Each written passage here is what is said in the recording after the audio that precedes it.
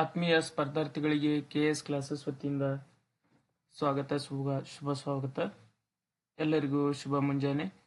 ನಾವು ಇವತ್ತು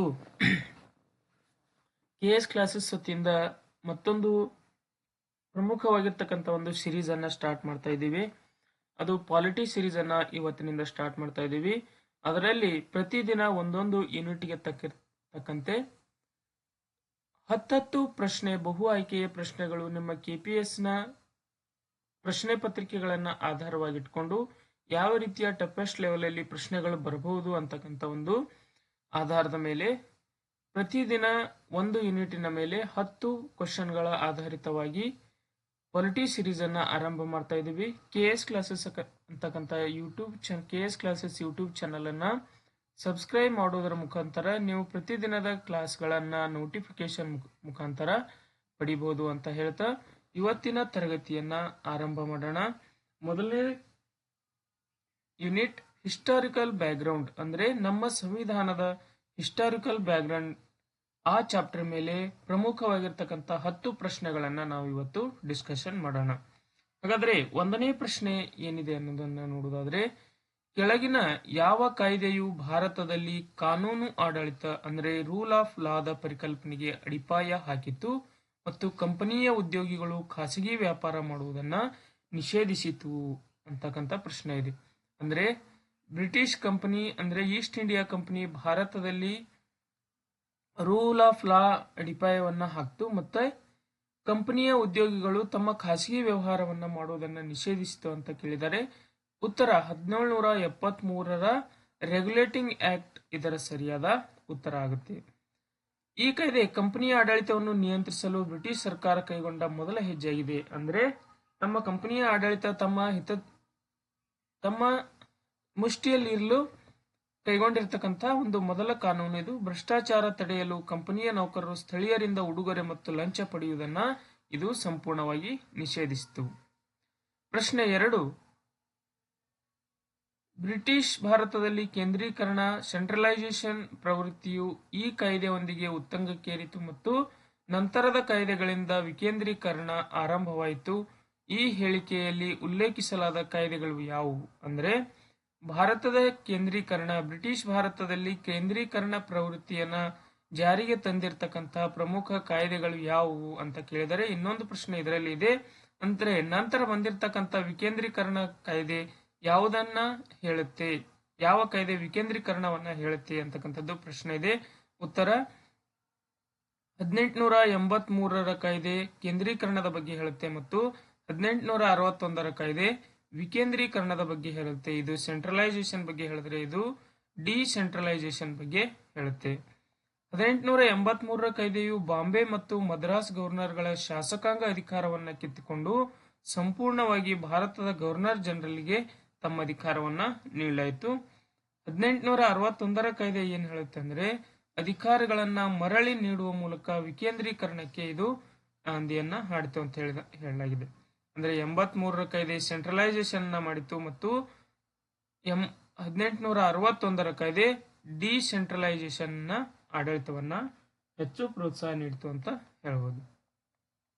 ಪ್ರಶ್ನೆ ಸಂಖ್ಯೆ 3, 1853ರ ಚಾರ್ಟರ್ ಕಾಯ್ದೆಯ ಬಗ್ಗೆ ಈ ಕೆಳಗಿನ ಯಾವ ಹೇಳಿಕೆ ತಪ್ಪಾಗಿದೆ ಅಂತ ಕೇಳಿದರೆ ತಪ್ಪಾಗಿದೆ. ಆಪ್ಷನ್ ಎ, ಇದು ಮೊದಲು ಬಾರಿಗೆ ಗವರ್ನರ್ ಜನರಲ್ ಕೌನ್ಸಿಲ್ನ ಶಾಸಕಾಂಗ ಮತ್ತು ಕಾರ್ಯಾಂಗಗಳನ್ನು ಪ್ರತ್ಯೇಕಿಸಿತು. ಭಾರತೀಯ ಕೇಂದ್ರ ಶಾಸನ ಸಭೆಯಲ್ಲಿ ಮೊದಲ ಬಾರಿಗೆ ಸ್ಥಳೀಯ ಪ್ರಾತಿನಿಧ್ಯವನ್ನ ಪರಿಚಯಿಸಿತು. ನಾಗರಿಕ ಸೇವೆಗಳ ಆಯ್ಕೆಗಾಗಿ ಮುಕ್ತ ಸ್ಪರ್ಧೆಯನ್ನ ಜಾರಿಗೆ ತಂದಿತು. ಈಸ್ಟ್ ಇಂಡಿಯಾ ಕಂಪನಿಯ ಆಡಳಿತದ ಅವಧಿಯನ್ನು ಮುಂದಿನ 20 ವರ್ಷಗಳವರೆಗೆ ವಿಸ್ತರಿಸಿತು ಅಂತ ಇದೆ. ಈ ಮೇಲಿನ 3 ಆಯ್ಕೆಗಳು ಸರಿಯಾಗಿವೆ ಮತ್ತು 4ನೇ ಆಯ್ಕೆ ಇದು ತಪ್ಪಾಗಿರುತ್ತದೆ. ಕಾರಣ ಏನು ಅಂದ್ರೆ ಹಿಂದಿನ ಚಾರ್ಟರ್ ಕಾಯ್ದೆಗಳು 20 ವರ್ಷಗಳ ಅವಧಿಯನ್ನ ನಿಗದಿಪಡಿಸಿದ್ವು. ಆದರೆ 1853ರ ಕಾಯ್ದೆ ಯಾವುದೇ ನಿರ್ದಿಷ್ಟ ಅವಧಿಯನ್ನ ಉಲ್ಲೇಖಿಸಿರಲಿಲ್ಲ.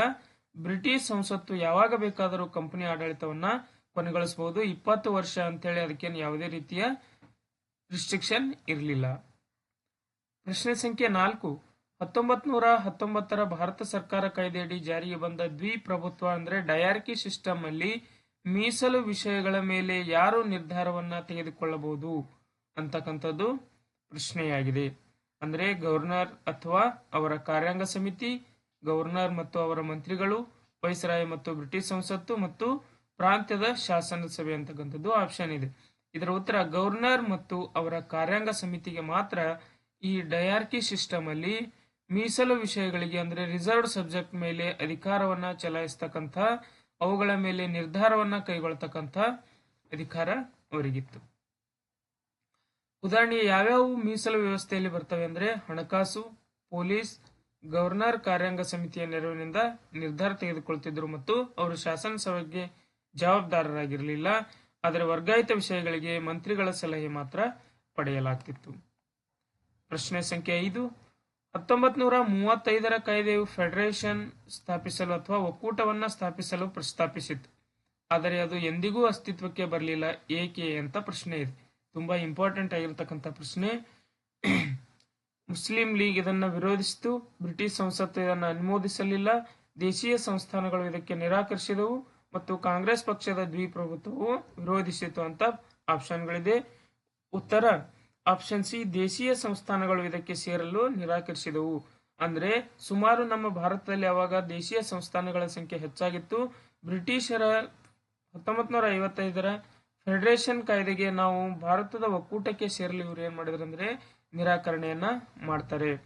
1935ರ ಕಾಯ್ದೆ ಬ್ರಿಟಿಷ್ ಪ್ರಾಂತ್ಯಗಳು ಮತ್ತು ದೇಶೀಯ ಸಂಸ್ಥಾನಗಳಿಂದ ಒಳಗೊಂಡ ಆಲ್ ಇಂಡಿಯಾ ಫೆಡರೇಷನ್ ಸ್ಥಾಪಿಸಲು ಅವಕಾಶವನ್ನು ನೀಡಿತು. ಆದರೆ ಸಂಸ್ಥಾನಗಳು ಇದಕ್ಕೆ ಸೇರಲು ಒಪ್ಪಲಿಲ್ಲ. ಇನ್ನು ಕ್ವಶನ್ ನಂಬರ್ 6, ಕೆಳಗಿನವುಗಳನ್ನು ಸರಿಯಾಗಿ ಹೊಂದಿಸಿ ಅಂತ ಇದೆ. ಪಟ್ಟಿ ಎ ಯಲ್ಲಿ ಕಾಯ್ದೆಗಳು ಮತ್ತು ಪಟ್ಟಿ ಬಿ ಯಲ್ಲಿ ಪಟ್ಟಿ 2ರಲ್ಲಿ ಆ ಕಾಯ್ದೆ ಏನ್ ಹೇಳುತ್ತೆ ಅಂತಕ್ಕಂಥದ್ದು ಪ್ರಶ್ನೆಯಾಗಿದೆ.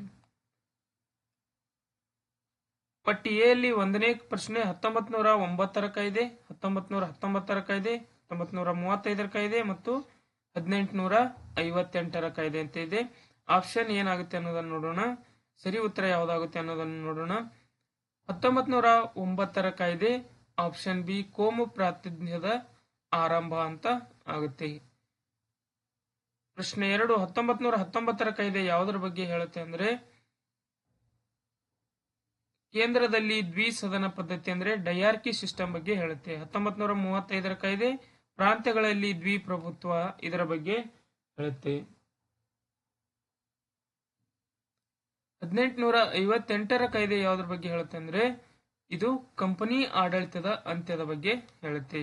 ಇಲ್ಲಿ ಆಪ್ಷನ್ ಎ ಸರಿಯಾದ ಉತ್ತರ ಆಗುತ್ತೆ.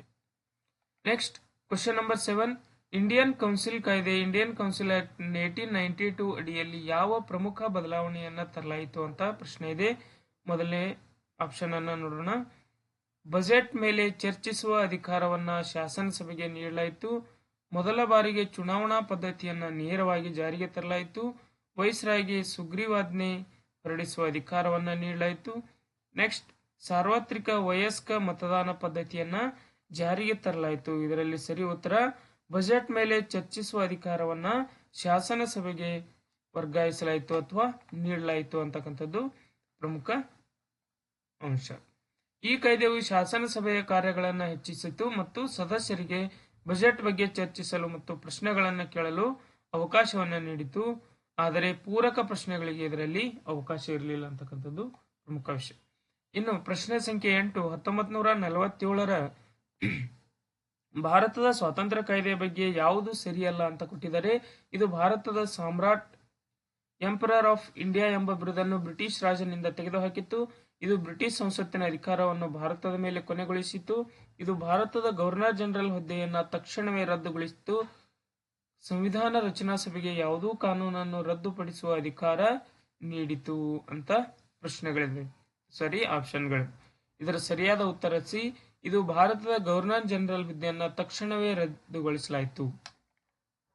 ಇನ್ನು ಪ್ರಶ್ನೆ ಸಂಖ್ಯೆ 9, ಈ ಕೆಳಗಿನಲ್ಲಿ ಯಾವುದು 1935ರ ಕಾಯ್ದೆಯ ಸರ್ಕಾರ ಕಾಯ್ದೆಯ ಅಂದ್ರೆ 1935ರ ಭಾರತ ಸರ್ಕಾರ ಕಾಯ್ದೆಯ ವೈಶಿಷ್ಟ್ಯವಲ್ಲ ಅಂತ ಕ್ವಶನ್ ಕೇಳಿದರೆ ಉತ್ತರ ಪ್ರಾಂತ್ಯಗಳಲ್ಲಿ ದ್ವಿಪ್ರಭುತ್ವವನ್ನು ಪರಿಚಯಿಸಿದ್ದು 1935ರ ಕಾಯ್ದೆಯ ವೈಶಿಷ್ಟ್ಯವಲ್ಲ. ಇದು 1919ರ ಕಾಯ್ದೆಯ ವೈಶಿಷ್ಟ್ಯವಾಗಿರ್ತಕ್ಕಂಥದ್ದು. 1919 1935 ಕಾಯ್ದೆ ಪ್ರಾಂತ್ಯಗಳಲ್ಲಿ ದ್ವಿಪ್ರಭುತ್ವವನ್ನು ರದ್ದುಗೊಳಿಸಿತು ಮತ್ತು ಕೇಂದ್ರಗಳಲ್ಲಿ ದ್ವಿಪ್ರಭುತ್ವವನ್ನ ಪರಿಚಯಿಸಿತು. ಇನ್ನು ಸೈಮನ್ ಕಮಿಷನ್ 1927 ಭಾರತೀಯರು ಏಕೆ ವಿರೋಧಿಸಿದರು ಅಥವಾ ಬಹಿಷ್ಕರಿಸಿದರು ಅಂತ ಇದೆ. ಸೈಮನ್ ಕಮಿಷನ್ 1927 ಭಾರತೀಯರು ಏಕೆ ಬಹಿಷ್ಕರಿಸಿದರು? ಆಪ್ಷನ್ ಎ, ಅದು ಭಾರತಕ್ಕೆ ಸ್ವಾತಂತ್ರ್ಯ ನೀಡಲು ನಿರಾಕರಿಸಿತು. ಅದರಲ್ಲಿ ಒಬ್ಬರೂ ಭಾರತೀಯ ಸದಸ್ಯರಿರಲಿಲ್ಲ. ಅದು ಮುಸ್ಲಿಮರಿಗೆ ಹೆಚ್ಚಿನ ಪ್ರಾತಿನಿಧ್ಯವನ್ನು ನೀಡಿತು. ಅದು ದ್ವಿಪ್ರಭುತ್ವವನ್ನು ಮುಂದುವರಿಸಲು ಶಿಫಾರಸು ಮಾಡಿತು ಅಂತ ಇದೆ. ಉತ್ತರ ಬಿ ಆಗುತ್ತೆ. ಅದರಲ್ಲಿ ಒಬ್ಬರೂ ಭಾರತೀಯರಿಲ್ಲದ ಕಾರಣ ಈ ಸೈಮನ್ ಕಮಿಷನ್ ಅನ್ನ ಭಾರತೀಯರು ವಿರೋಧ ಮಾಡ್ತಾರೆ. 7 ಸದಸ್ಯರ ಈ ಆಯೋಗವು ಸಂಪೂರ್ಣವಾಗಿ ಬ್ರಿಟಿಷರಿಂದಲೇ ಕೂಡಿರ್ತಕ್ಕಂಥದ್ದು. ಇಲ್ಲಿಗೆ ಇವತ್ತಿನ ಯೂನಿಟ್ 1 ಮೇಲೆ ಇರತಕ್ಕಂಥ 10 ಪ್ರಶ್ನೆಗಳ ಚರ್ಚೆಯ ಮುಕ್ತಾಯವಾಗುತ್ತೆ. ಮುಂದಿನ ಯೂನಿಟ್ 2 ಬಗ್ಗೆ ಮುಂದಿನ ತರಗತಿಯಲ್ಲಿ ಚರ್ಚೆ ಮಾಡೋಣ ಅಂತ ಹೇಳ್ತಾ KS ಕ್ಲಾಸಸ್ ಯೂಟ್ಯೂಬ್ ಚಾನೆಲ್ನ ಸಬ್ಸ್ಕ್ರೈಬ್ ಮಾಡೋದ್ರ ಮುಖಾಂತರ ಮುಂದಿನ ಸಿರೀಸ್ಗಳನ್ನು ನೋಟಿಫಿಕೇಶನ್ ಮುಖಾಂತರ ಪಡೆದು ನೀವು ತರಗತಿಗಳನ್ನು ವೀಕ್ಷಣೆ ಮಾಡಬಹುದು. ಎಲ್ಲರಿಗೂ ಶುಭವಾಗಲಿ. ಧನ್ಯವಾದ.